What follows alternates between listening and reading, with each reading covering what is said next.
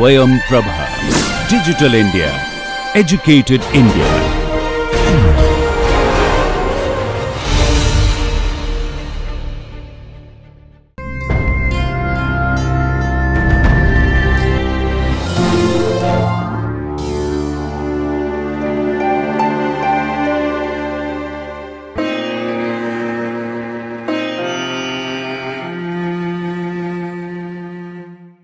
Hello friends, welcome to this lecture series of BSc with Chemistry, discipline specific elective of quantum chemistry, spectroscopy and photochemistry. Now in this lecture, we will see the remaining part of chemical bonding.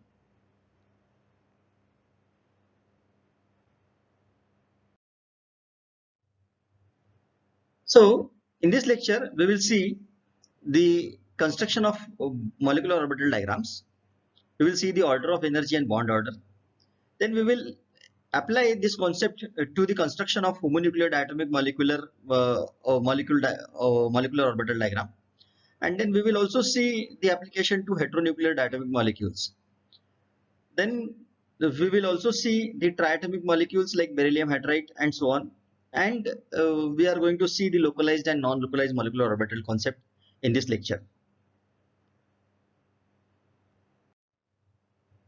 Friends, until our previous lectures, we have seen that the simple valence bond theory ignores the ionic terms, and the simple molecular orbital theory overemphasizes the ionic terms. And therefore, when valence bond theory incorporates the ionic term, it formally becomes identical to molecular orbital theory with all configurational interactions that we have seen in our previous lectures. Now herein, in this lecture, we will see the relative order of energies of molecular orbitals. That means how molecular orbitals can be ordered according to their energies that we are going to see in this lecture. So the energies of molecular orbitals depends on two factors. Now what are these two factors? So firstly, the type of atomic orbitals from which the molecular orbital is built, and secondly, the extent of overlap between the two involved orbitals that ultimately gives us the idea about the formation of bonds. Now, the very important concept is the calculation of energy. Now, we can calculate the energy from this equation number 1, wherein all the terms we have already introduced during the course of these lectures, this lecture series, that this H11 indicates the Coulomb integral, H12 is exchange integral, and then overlap integral, and all the other terms are involved into it. Now, if I try to calculate the energy from this equation number 1, this shows that the exchange integral H12 stabilizes the molecule, and it basically runs parallel to this overlap integral S. And since the energy of 1s orbital is much less than that of the 2s orbital, it is obvious that the sigma 1s and sigma star 1s molecular orbital which are formed have lower energy than that of 2s and sigma star 2s. And so is the case for the higher atomic orbitals, like sigma 2s and sigma star 2s will have lower energy than this sigma 2p orbitals and sigma star 2p orbitals, wherein in between these pi that is lateral overlap orbitals, they come into picture. Now this is the depiction of the general molecular orbital diagram, wherein this blue line indicates the energies of individual atomic orbitals, and along this axis the energy is going up. So accordingly, their atomic orbitals and then molecular orbital formation are arranged according to their energy, and how they combine is tried to understood with the help of this molecular orbital diagram. Now therefore, if we try to draw the molecular orbital diagram of this generalized form, or the generalized concept of molecular orbital diagram, it would be something like this, which is depicted over here, and the order of energy would be of this fashion, that is sigma s will be the most stable, 1s will be the most stable form, Then sigma star 1s is lesser stable than sigma 1s. Then sigma 2s will be lesser stable than sigma star 1s, and accordingly it will go on, and the most lowest stable state will be sigma star 2p, and we call these states are anti-bonding state. So this is bonding, anti-bonding. This sigma 2s is bonding, sigma star 2s is anti-bonding. Now sigma 2p is bonding, sigma star 2p is anti-bonding, and accordingly likewise this is lateral bond formation. The case is with bonding lateral orbitals, pi orbitals, and anti-bonding pi orbitals. And the bond order, if I want to find out in this generalized molecular orbital diagram, it can be given by this formula, that is bond order is equal to number of electrons which are present in bonding orbital minus number of electrons present in anti-bonding orbital divided by 2. And if we substitute this value, it will give me the bond order. We are going to incorporate this concept in understanding the generalized form that way. And now we will apply this concept to the simple systems initially, and then we will go on involving more and more complicated systems. Like we can go on looking for heteronuclear atomic molecules, then triatomic molecules, and the furthers are the case. Let us look at it one by one.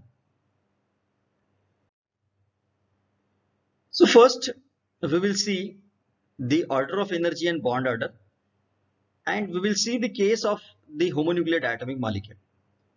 What is the simplest diatomic molecule that we know? It is hydrogen molecule. So two hydrogen atom, when they combine to form hydrogen molecule, the molecular orbital diagram will be simply of this form, wherein each of the atom of hydrogen will have one unpaired electron.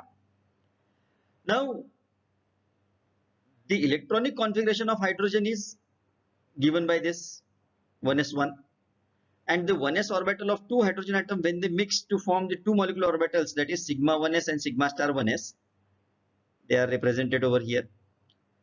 Now there are two electrons, one from each atomic orbital of hydrogen in all, which goes to this sigma 1s, and hence the electronic configuration of hydrogen molecule will be that way: sigma 1s 2 and sigma star 1s 0. That means both the electrons are paired over here, and this will be empty. So this is the bonding molecular orbital, and this is anti-bonding molecular orbital. And the bond order as per our formula is given by this: number of electrons in bonding molecular orbital minus number of electrons in anti-bonding molecular orbitals upon 2. So Nb minus Na upon 2 is given by 1. So there will be one bond. Obviously, one can predict the electronic configuration of diatomic molecules using Aufbau principle, Pauli principle, and Hund's rule. And while doing so, one needs to remember that the electron in the inner shell of an atom play no effective role in molecular binding. That means the electron which are belonging to 1s orbital, they are so corely associated with the molecule or the atom that they do not actually take part in bond formation. However, in case of hydrogen, since this only electron is in the valence shell, that is outermost shell, and therefore they take part into the bond formation. Now, what we actually mean to say is that if you try to calculate the charge distribution associated with the electronic configuration, it appears that in the formation of diatomic molecule, the electron in the kth shell remains as they were in the isolated atom. In other words, the inner shell play no role in molecular bonding. And thus, while writing the electronic configuration of any molecule heavier than the hydrogen, we may write like sigma 1s square and sigma star 1s square. These two terms, sigma 1s square and sigma star 1s 0, we write these terms by k, shell kk. Now the square quantity 2 is actually the number of electrons which are present over here, isn't it? So it would be called as sigma 1s 2, sigma star 1s 0. And this sigma 1s and sigma star 1s is majorly, it is represented as capital K, capital K. That means these are inner electrons, they are not going to take part in any kind of bond formation. They are coremost or innermost electrons which are available with any atom. So now let us see a few of the homonuclear diatomic molecule which are higher than the hydrogen molecule. Say for example, if I take an example of helium molecule, so the electronic configuration of helium is 1s2. There are 2 electrons and 2 electrons with each of the helium atom. So suppose the 1s orbital of 2 helium atom mixed to form the 2 molecular orbitals, namely sigma 1s and sigma 1s star. There are 4 electrons now. So 2 electrons would go to sigma 1s, likewise here, and 2 electrons will go to sigma star 1s. And hence the electronic configuration will be of this fashion, sigma 1s2 and sigma star 1s2. And therefore the bond order, if I try to calculate, is bonding electrons minus anti-bonding electron upon 2, that is 2 minus 2, that is equal to 0. It means that no bond can be formed between 2 helium atoms, and therefore helium exists as a monoatomic molecule. Likewise, if we go further, we can go for calculation of or go for the case of lithium molecule. If you look at this lithium molecule, the electronic configuration for lithium atom is, now it is Li3, so 1s2 2s1. That means the lone unpaired electron is available at the next shell, that is 2s shell, and therefore this 1s2, wherein 2 electrons which are present over here are the innermost electron, and therefore this can be represented as K. So the 1s orbital of 2 lithium atoms are deeply placed and do not contribute to the bonding, and hence they are represented as K. So this is represented as K, and only this will be this 2s1, this one electron, unpaired electron, will be taking part into bond formation. Now the 2s orbital mixed to form 2 molecular orbitals, namely we will call it as a sigma 2s and sigma 2s star. So since sigma 1s is not taking part into molecular bond formation, and therefore we are conveniently avoiding representing the 1s orbital over here, let us start representing from 2s orbitals. So one electron in 2s, the one electron of the lithium, another lithium atom, when they combine to form the lithium molecule, so both the electron, they paired up and comes to bonding molecular orbital herein, that is sigma 2s, and again this sigma star 2s is the anti-bonding molecular orbital which remains vacant, and the electronic configuration of this lithium molecule will be represented as CKK, that is represented for this innermost electrons which are associated with the atom of lithium, each atom of lithium, and that is K and K. And then here onwards is sigma s2 and sigma star 2s 0. So 2 electrons are in bonding molecular orbital of this lithium molecule. And the bond order, if I try to see since there are 2 electrons in the bonding molecular orbital, so 2 minus 0 upon 2 will be equal to 1, and therefore 2 lithium atoms are bonded together by a single bond. This is very interesting. Now let us go further. We are not going to take all the cases, but then there are certain cases. In order to understand the concept in brief, we are taking a few of the examples. So let us look at the beryllium molecule. Now this beryllium atom electronic configuration, it has 4 electrons, so 1s2 2s2. So this is innermost electron, it will be represented as K, capital K, and the 2s2 electron, that are the electrons which are available in the valence shell. So this, when these 2 atoms of beryllium, they comes closer, so the 2s orbital mix to form 2 molecular orbitals, and namely sigma 2s and sigma star 2s. Herein you can see.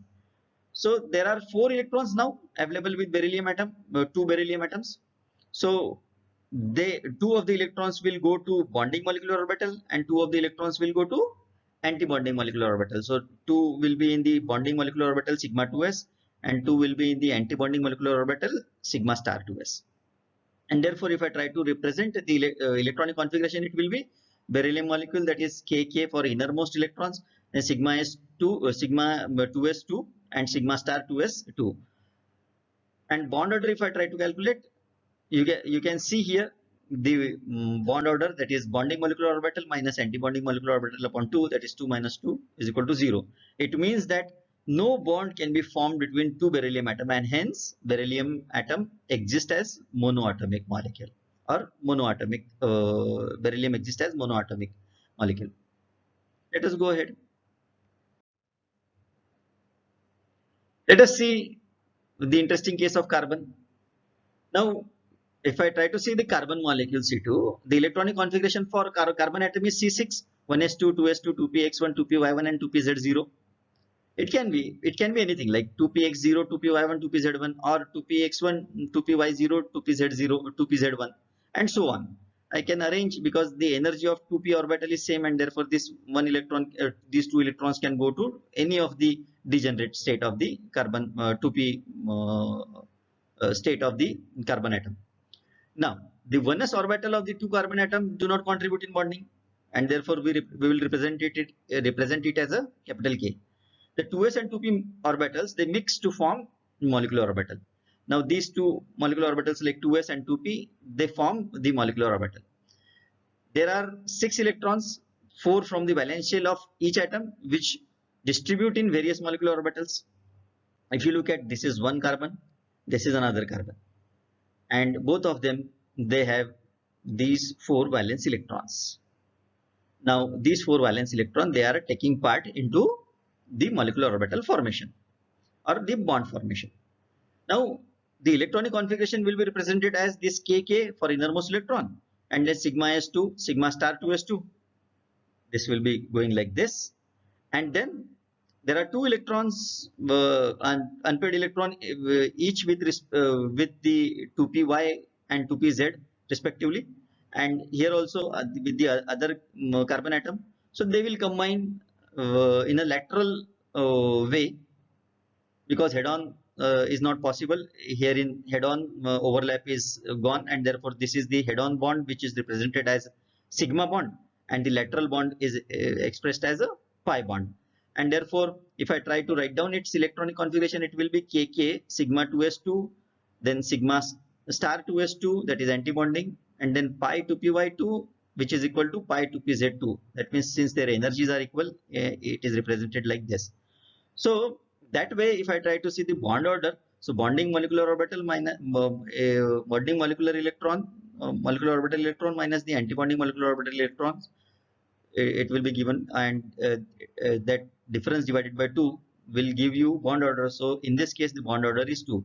It means that the 2 carbon atoms are bonded by double bond due to no unpaired electron in the molecule. Carbon molecule is dimagnetic in nature. So this is another advantage that using this theory we can actually see the magnetic nature of the particular substance.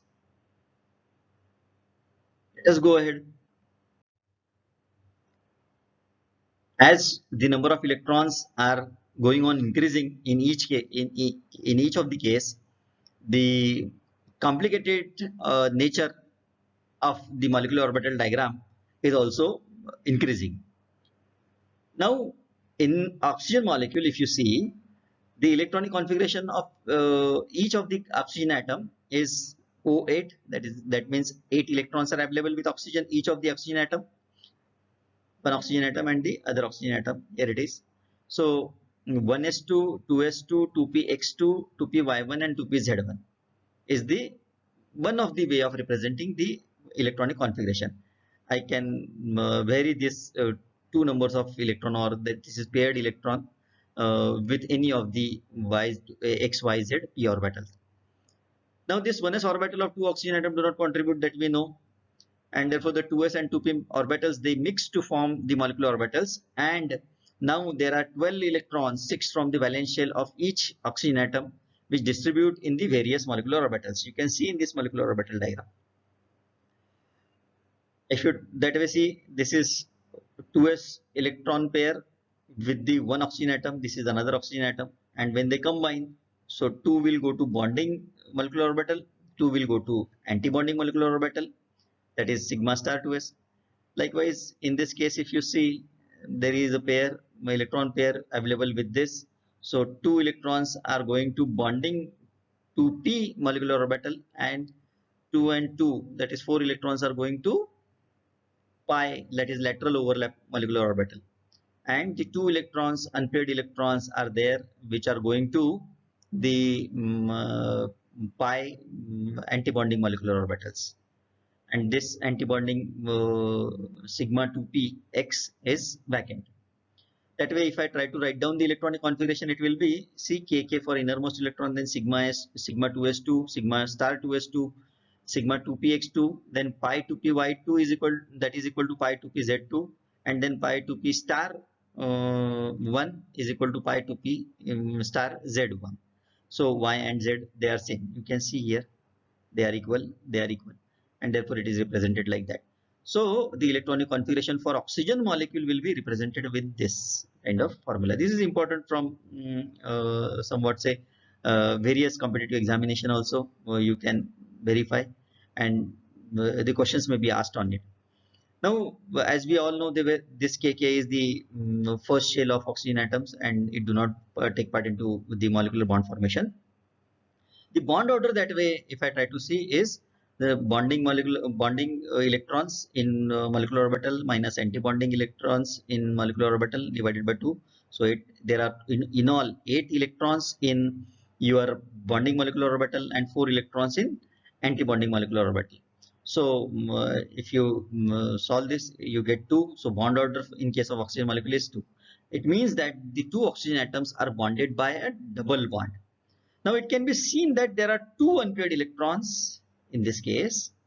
These 2 electrons are unpaired electrons in anti-bonding pi state, and hence the molecule of oxygen is actually paramagnetic in nature.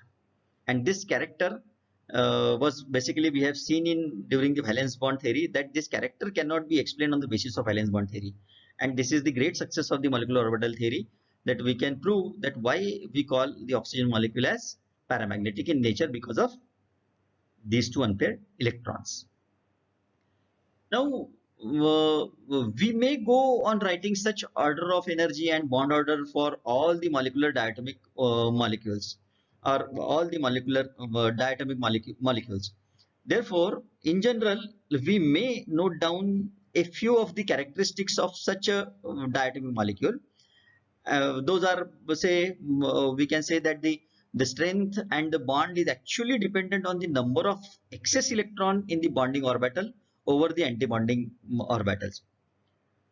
This is very apparent from here. I mean, we have seen here that there are 8 electrons in bonding state and 4 electrons in anti-bonding state, and therefore we can calculate the bond order. Also, the another observation is, the larger is the bond strength, larger is the dissociation energy of the molecule. This is also quite obvious, that if we have large bond strength, so dissociation energy is also going to be large. And also the bond order of the molecule is half of the net excess of the bonding electrons.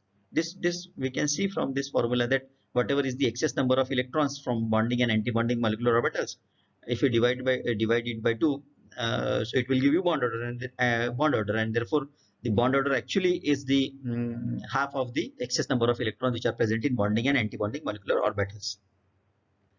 Now, the paramagnetism of the material basically is due to the presence of unpaired electron in the molecule.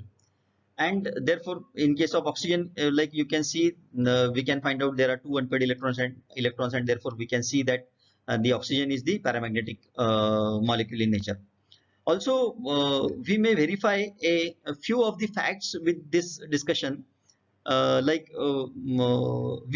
may verify that the energy of the hydrogen molecule is double to that of the hydrogen molecular ion, wherein there is only 1 electron, and in case of hydrogen molecule there are 2 electrons, and therefore we can see that it is related with these number of electrons, and therefore we can very easily verify that the hydrogen molecular energy is actually double than the hydrogen molecular ion, that is H2 plus. Also, the dissociation energy of hydrogen molecular ion is almost the same to that of the helium molecular ion. So that means the outermost valence shell is containing only 1 electron, and therefore this case is also comparable, that the energy of these 2 molecules, that hydrogen molecular ion and the helium molecular ion, that is H2 plus and He2 plus, they are comparable. And therefore we can say that we can verify that the presence of 1 electron in antibonding state actually nullifies the effect of 1 electron in the bonding state. And also we see that the diatomic helium molecule is not stable in the ground state, because we have seen that the bond order is 0, And since we see that it contains the equal number of electrons in bonding and anti-bonding orbitals, so the bond order is not possible because bond order is equal to 0. Also, in addition to that, we can verify that the paramagnetic nature of oxygen molecule, which is due to the fact that it has two unpaired electrons which are present in the doubly degenerate pi 2p orbitals, which we have seen here in this molecular orbital diagram. And there are many actually advantages we can see using this molecular orbital diagram. So this molecular orbital diagram is, in that sense, is the characteristic way of studying these molecules. Either you can say the simple molecule, or say heteronuclear diatomic or triatomic molecule, or multi-nuclear molecule. So this molecular orbital diagram is the characteristic of studying this these properties, basic properties of the molecules. So now let us try to apply this concept of molecular orbital energy arrangement or molecular orbital diagrams to the heteronuclear diatomic molecule. In this case, now as we have seen throughout these lectures of chemical bonding, the LCAO-MO treatment can be applied to actually calculate the energies of the molecule. Now this treatment, if I try to apply to say further heteronuclear diatomic molecule, and if I try to calculate the molecular orbital diagram, or if I try to build the molecular orbital diagram, say for example, we go for the molecular orbital of the lowest energy that can be constructed by the linear combination of 1s atomic orbital, which is centered on, say, atom A and atom B. Likewise, you can choose any atom, that is atom A and atom B.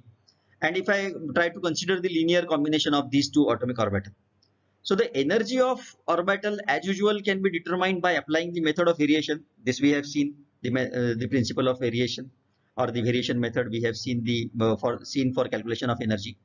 So then the energy expression that will lead to the two secular equations we have seen while the calculation of energy using variation principle, that the weighted average of energy we calculate using the postulates of quantum mechanics, and while solving this energy we get usually the two secular equations for the simple molecules, that is diatomic molecules.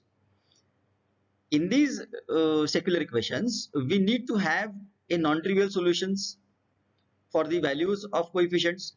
That is, usually we have seen in our earlier lecture, if you recall, C1, C2, C3, C4 kind of coefficients were there, and since C1 and C2 or any of these coefficient cannot be equal to 0, and therefore the non-trivial solution can be of the equating the determinants equivalent to 0. So for that particular purpose, we set the determinant equal to 0, and solving the obtained quadratic equations, we get usually two roots for the energy. That means in turn we obtain the energy of one of the orbital which is lesser, we call it as a EG, that is G-rayed form, that is even parity, and the other will have the higher value, that is un-G-rayed, that is EU, so which will have lower energy. Now for bonding molecular orbital, the coefficient of the larger electronegative atom has the larger value, and that of the anti-bonding orbital, the coefficient is larger for lesser electronegative atom.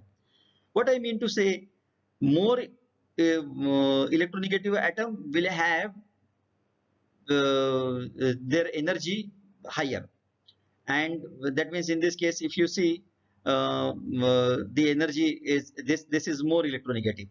So in that sense, the coefficient which is larger for the electronegative atom has larger value, and that for antibonding orbital the coefficient is larger for the lesser electronegative atom. Now in most of the cases, the difference of energies of 2s and 2p orbital is not very large.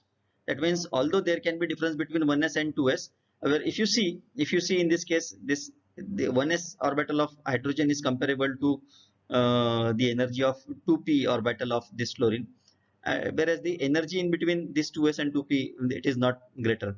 This is, for example, we are looking here. This is a display purpose we are utilizing it. Now, as we know that this difference of energy between 2s and 2p orbitals is not very large, and hence the mixing of 2s and 2pz orbital can also occur. That means for single atom, these two orbitals can mix. That is 2s of fluorine and 2s of 2p of fluorine can mix to form the further hybridized molecular orbital. Now this mixing actually will lower the energies of sigma 2s and sigma 2s star. This way, this mixing can lower down the energy, whereas that of sigma 2p and sigma 2p star, they will be raised higher. So the heteronuclear diatomic molecule may be classified into two categories. So what are these two categories? These two categories are, one of the atom is hydrogen and the other contains both s and p character with p valence orbitals. Say for example, now we can take example of lithium hydride or HCl, etc. And the other viewpoint is both the atoms contains s and p valence orbital. So for example, boron nitride, now this cyanide, and all these are the cases of heteronuclear diatomic molecule, wherein both the s and p characters are involved at the both atoms which are taking part in the bond formation. To begin with, let us start with this hydrogen fluoride. Now herein, at one end this hydrogen atom is there, and at other end the fluorine atom is there. So the electronic configuration of hydrogen and fluorine are, so hydrogen is 1s1 and fluorine is 1s2, 2s2, 2px2, 2py2, 2pz1. Or in other sense, I can take this 2px as 1 and 2pz as 2. So I have represented for the sake of convenience here according to this diagram. So now the energy difference between 1s orbital of hydrogen and fluorine is very large, very large. And therefore the 1s orbital of hydrogen and 1s orbital of fluorine cannot be combined to form a bond. That way, the energies of 2p atomic orbital of fluorine and 1s atomic orbital of hydrogen are comparable, and thus they can overlap and form sigma molecular orbital, which is represented as sigma sp and sigma star sp. That is, sigma sp is bonding molecular orbital and sigma star sp is anti-bonding molecular orbital. And this sigma is head-on collision which takes place. So when the bond form along the major axis, that is the head-on collision, so then the overlap which forms is represented as sigma, we know. Whereas the remaining orbitals of fluorine, that is 2s, 2py, 2pz, do not take part in bonding, and thus they remain as non-bonding orbitals. So there are 2 electrons in bonding molecular orbitals now. So the electronic configuration in this way, if you try to look at this molecular orbital diagram, it will be, so HF, this K indicates the innermost atomic innermost electrons which are present in the 1s orbital of the fluorine, and then 2s2 which are non-bonding, which are here. So sigma to sp2, that is bonding, here actually the bond forms, then 2py2 and 2pz2 which are again non-bonding. So this is bonding, this is anti-bonding, and this is non-bonding, this 2s is non-bonding, and therefore the bond order is actually given by bonding number of bonding electrons minus number of anti-bonding electrons divided by 2. So there are actually 2 bonding electrons, and therefore 2 minus 0 upon 2, that is equal to 1. So HF, there is one single bond is present in HF molecule. So the only molecular orbital having electron in HF is sigma sp, and its energy which is closer to 2p of the fluorine as compared to 1s of the hydrogen, and hence it is unsymmetrical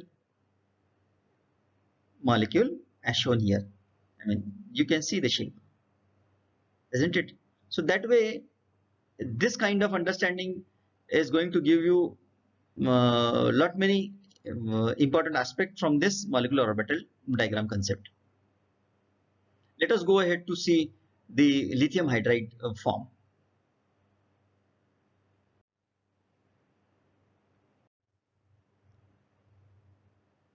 Before going to lithium hydride, we will see this carbon monoxide, which is again the interesting case. Why this case is important? Because any theory which is suggested for carbon monoxide molecule should actually explain 4 important properties of this molecule. That the dipole moment of this molecule is very low, and it should be justified using the theory. That means the carbon monoxide is a non-polar molecule basically. The another point that should be explained by the theory is its bond order is 3, and it means that the carbon and oxygen are bonded by a triple bond. So this fact should also be verified using the theory.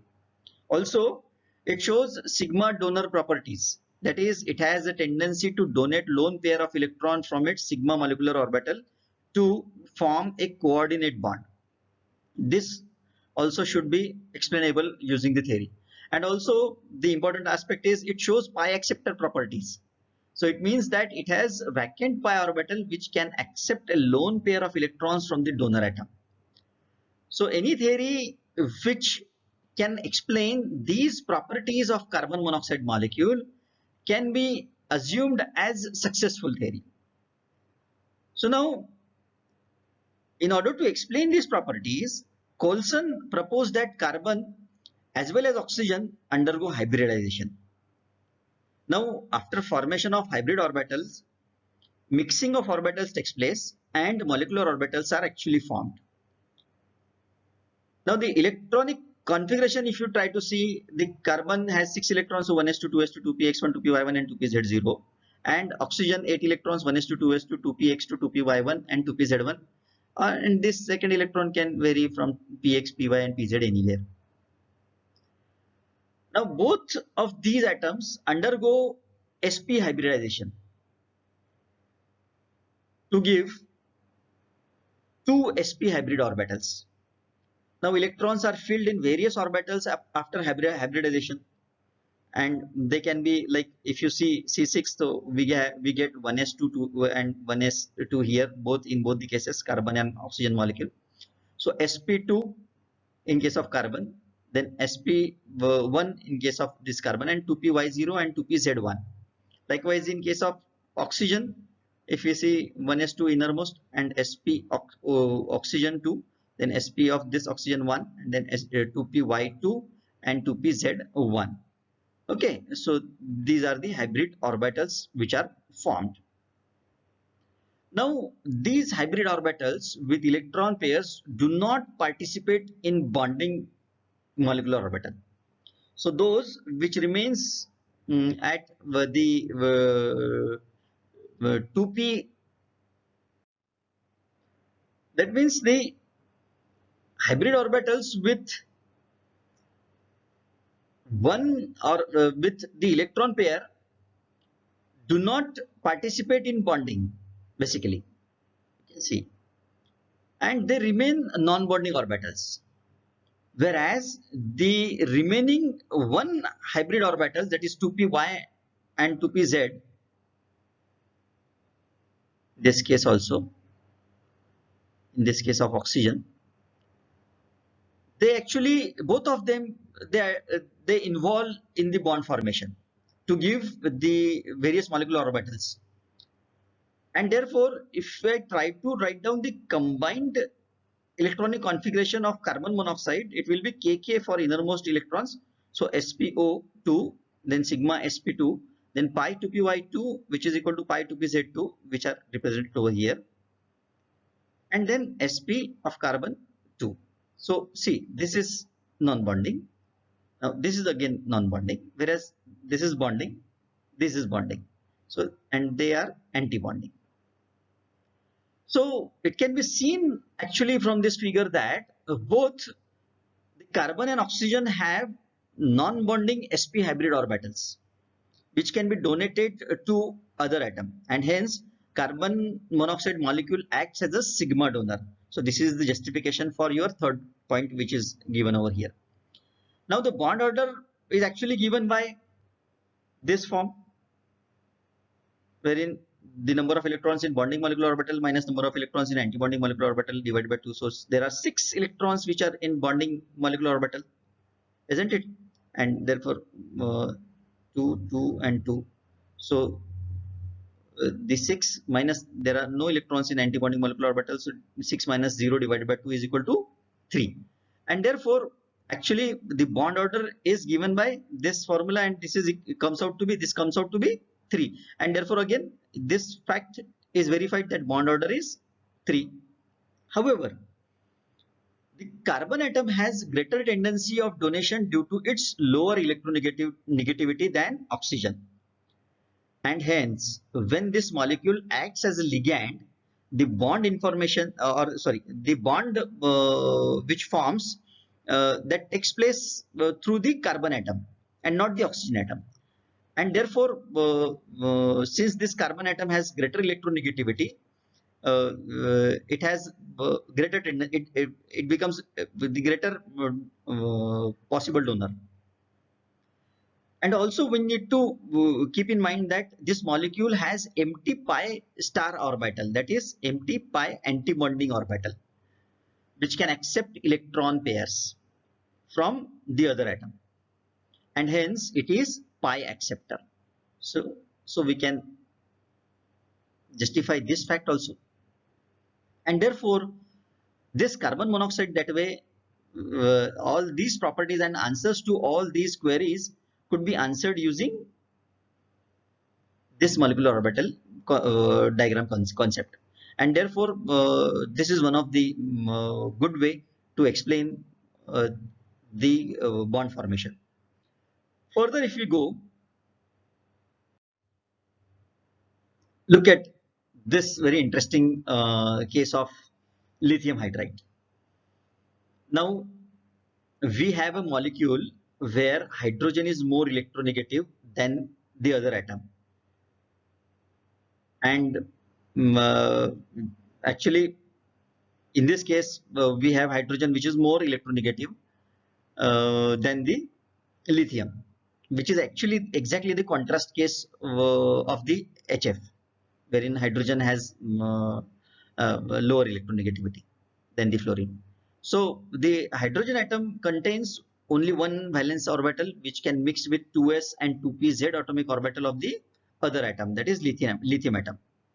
So if we actually try to see in this figure what is the electronic configuration of lithium hydride that way.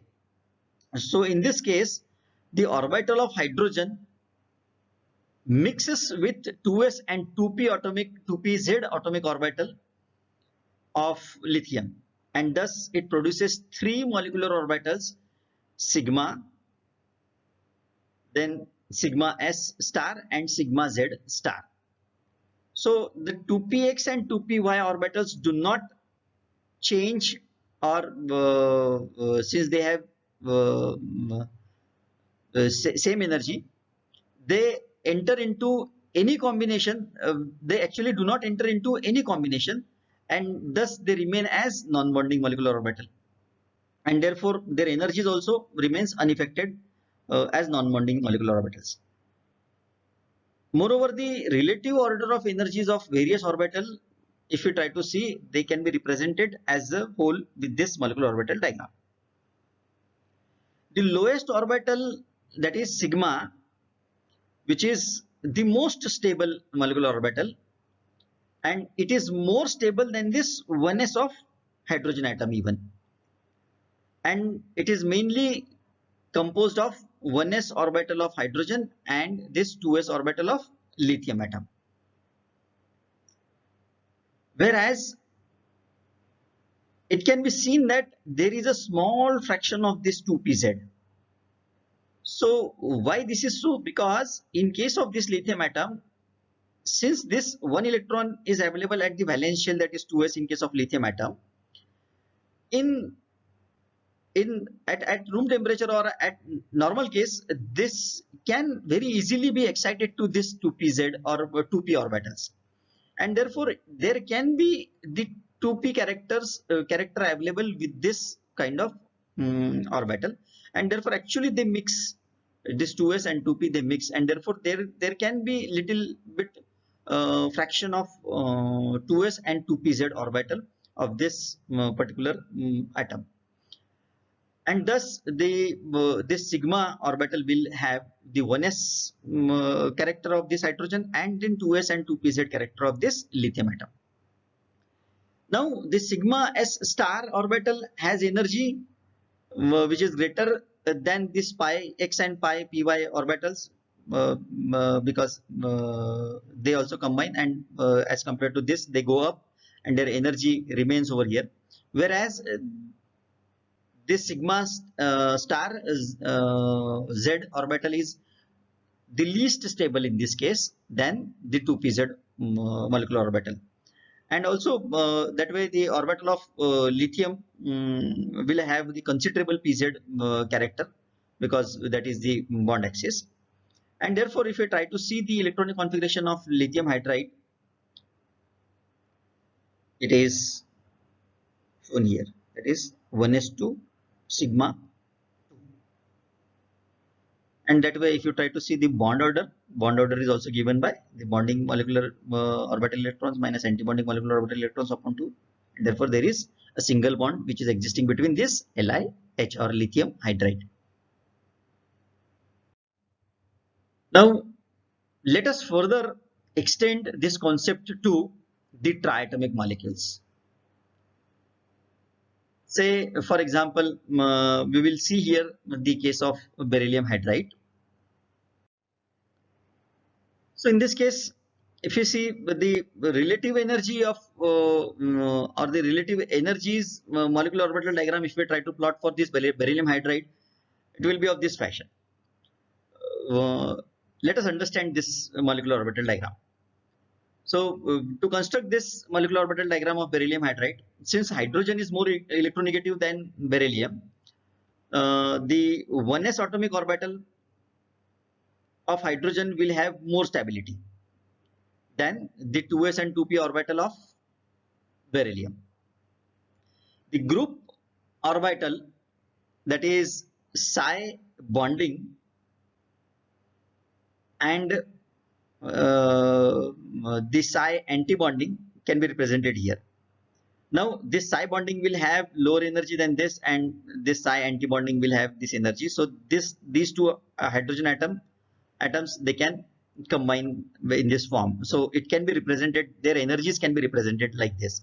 So actually the bonding, the two electrons will go to this bonding molecular orbital, and the energy of this antibonding molecular orbital will be represented little higher to this particular energy of individual hydrogen atom.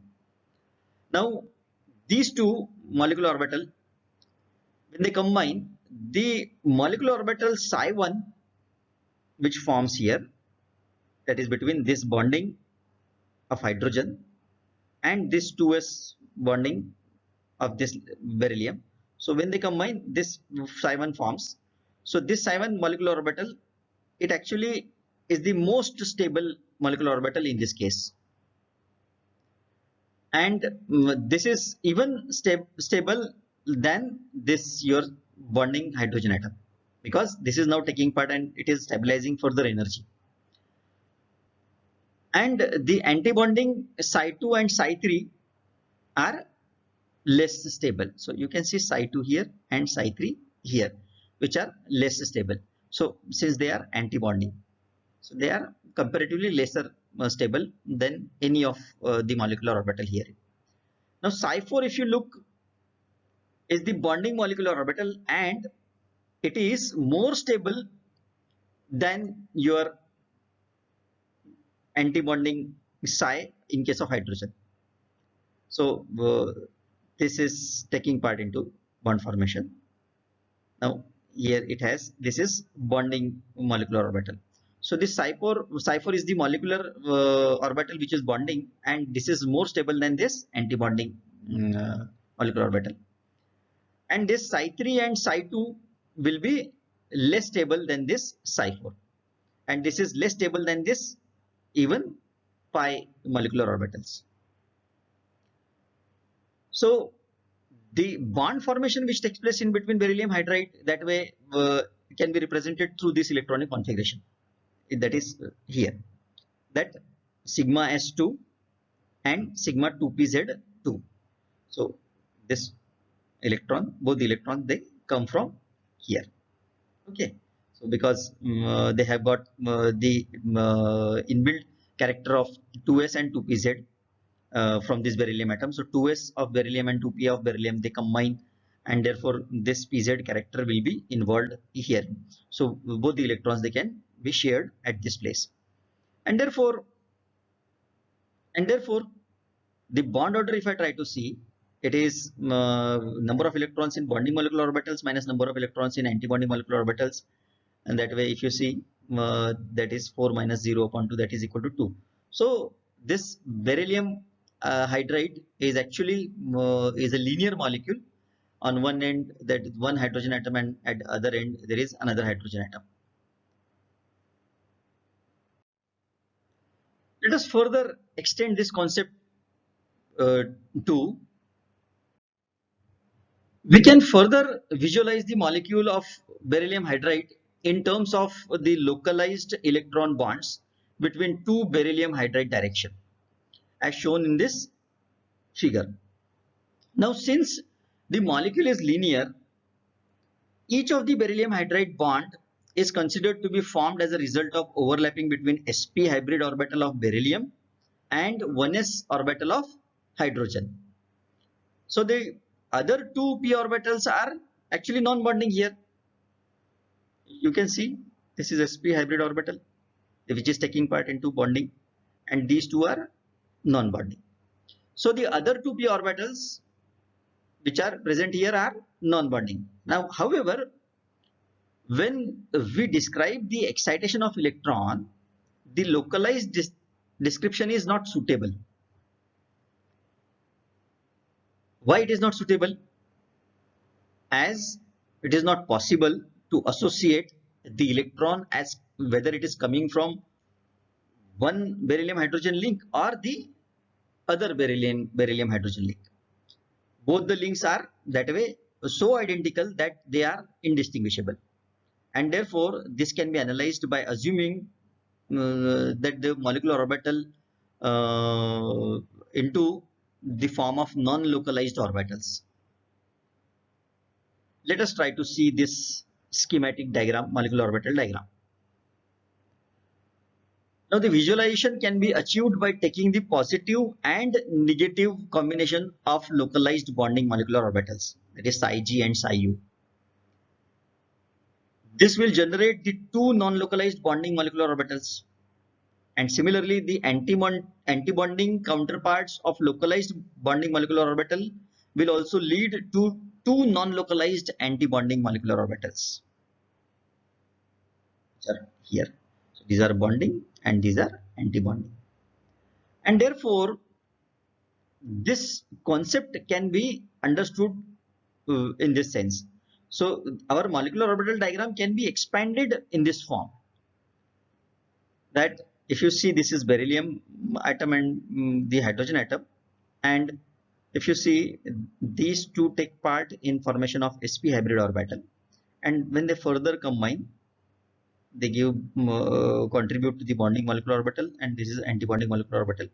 And herein if you see these, if you try to see the non-localized part, non-localized molecular orbital, they contribute to the psi 1 bonding and psi 4 bonding, that is sigma s and sigma pz, whereas these two contribute to the anti-bonding, that is sigma star s and sigma star pz, that is psi 2 and psi 3. And these two pi or molecular orbital, they are non-bonding and they remain as such in all the localized and non-localized molecular orbital concept.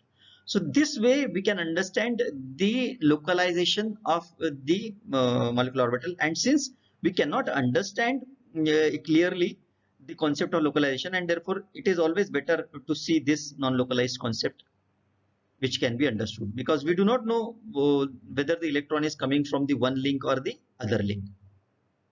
Similarly, we can study the H2O molecule, the other triatomic molecule, that is AH2 type. This is also very interesting. Now, in this case, if you see in case of water, the relative energies of orbital of water molecule can be depicted in this molecular orbital diagram. That means it is now very clear the indications which are given over here. Now the oxygen is more electronegative than hydrogen. In this case, here it is oxygen atom, and here there are two hydrogen atom. And since it is more electronegative, its energies are more stable than this hydrogen. So since oxygen is more electronegative, their energies of 2s and 2p orbitals of oxygen will be more stable than the energies of orbitals of hydrogen 1s orbital. Now out of the three orbitals as represented by say psi1, psi2 and psi3, look at this, psi1, psi2 and psi3. This psi1 is actually bonding molecular orbital, and it will be most stable, and therefore it will be strongly bonding molecular orbital, whereas psi2 will be near to non-bonding, and the third case, that is this psi3, it will be anti-bonding. So out of this psi1, psi2 and psi3, psi1 is bonding, strongly bonding, this is near to non-bonding, psi2, and psi3 is anti-bonding. And out of this psi4 and psi5, this psi4 will be bonding and psi5 will be anti-bonding in this case. So the orbital of px and py, they will remain as it is without changing their energy, that is psi dash, since their energy will not change with the 1 unpaired electron with them.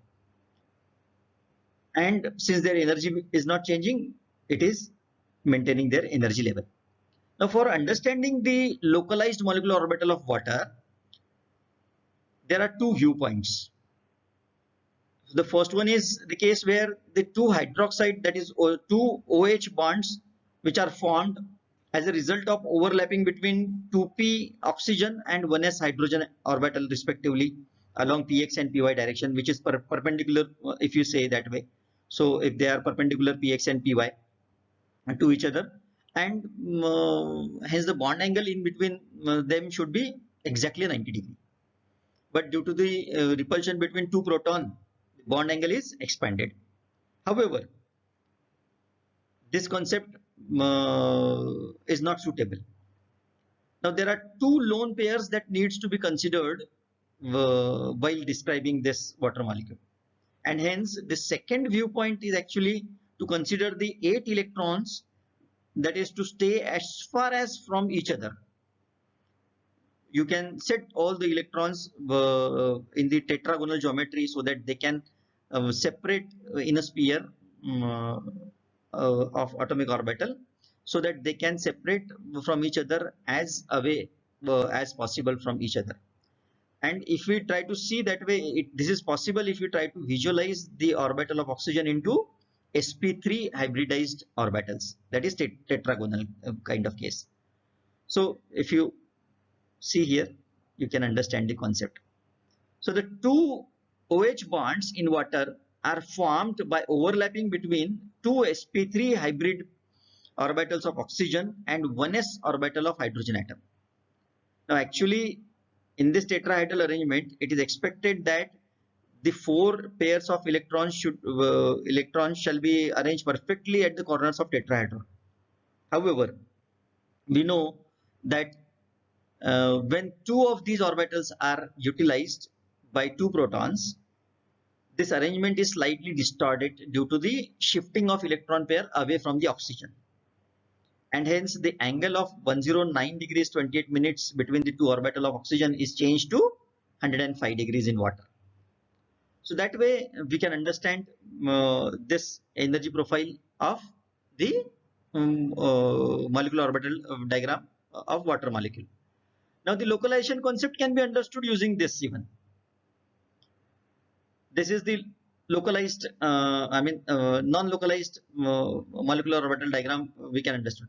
The localization can be understood through this particular tetrahedral model of water. However, similar to this beryllium hydride, we can expand this concept of the hybridization of these bonding and anti-bonding molecular orbital and again we can assume the non-localization case, because again we do not know whether the electron belongs to this part or this part, and therefore the concept of localization, localized molecular orbital, and then conversion into non-localized molecular orbital plays a vital role in understanding its molecular orbital energy diagram. However, in this case it becomes clarified. So if you look at the electronic configuration, it is that way very clear. Psi1 with having 2 electron bonding, Psi4 bonding having 2 electrons, Psi2 it is almost near to non-bonding, and then Psi-2, that is it is non-bonding to unpaired electron, which is that way is the indication that this water molecule is diamagnetic in nature. So this way we can understand the various molecules, like we can go on extending this concept to the carbon dioxide and further molecular orbital diagrams in chemical bonding. So the chemical bonding concept that way plays a vital role in chemistry, which we have derived in this quantum chemistry lecture series. All in all, in this particular major part of lecture series of quantum chemistry, basically we have seen this important part of quantum chemical bonding, and that way we could understand the qualitative part of this molecular orbital formation, and valence bond theory also we have seen, and we tried to understand how it can be utilized to gain the insight of molecular orbital and the bond formation.